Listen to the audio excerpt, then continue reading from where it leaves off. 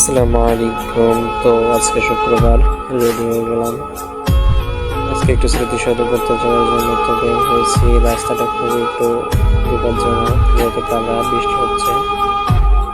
তো বের হয়ে চলে এলাম একটু অটোর আশায়।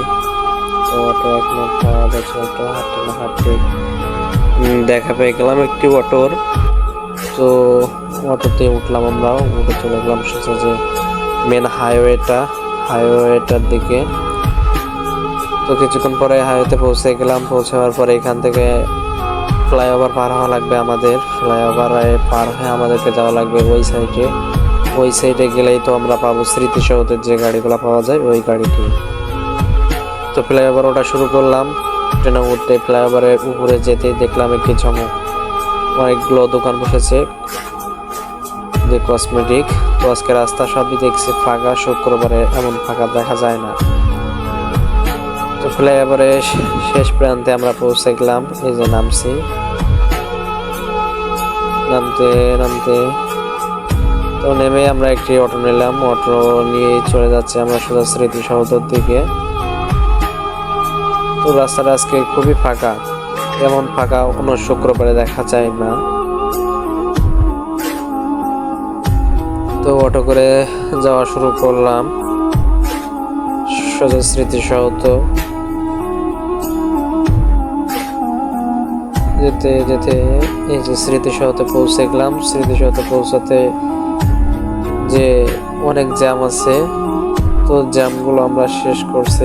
শেষ করার পরে যে মেন গেটটা স্মৃতিসৌধ প্রবেশ পথটা ঢোকার চেষ্টা, তো আমরা ঢুকছি আস্তে আস্তে করে। তার আগে একটু ফুলের দৃশ্য পড়লো চোখে, যে ফুলের মালাগুলো এগুলো একটু দেখবার গেলাম। দেখার পরে আবার আমরা প্রবেশ পথে ঢুকলাম। তো ঢুকেই যে ঝমকটি আমরা দেখলাম, যে রাস্তাঘাট সবই ফাঁকা কিন্তু এর ভিতরে কিন্তু মানুষের কোনো অভাব নাই।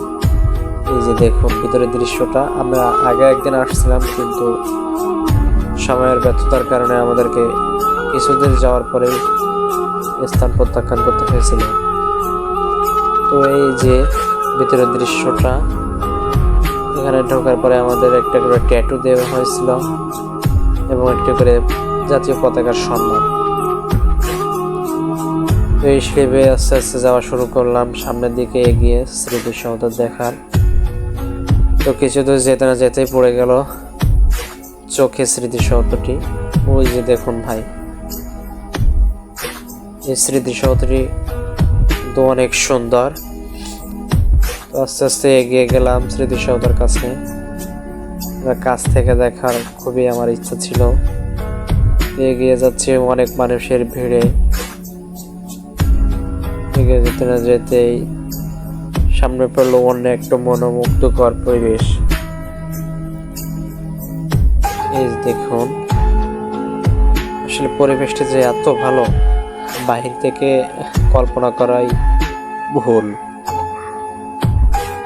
আমরা সামনে এলাম, সামনে এসে একটু ঘুরলাম। ঘোরাঘুরি করার পরে আবার আমরা প্রত্যাখ্যান করার ডিসিশন নিচ্ছি। তো একটু বসে রেস্টের পরে আমরা আবার উঠলাম, সেই স্থান প্রত্যাখ্যান করার জন্য প্রস্তুতি নিচ্ছি।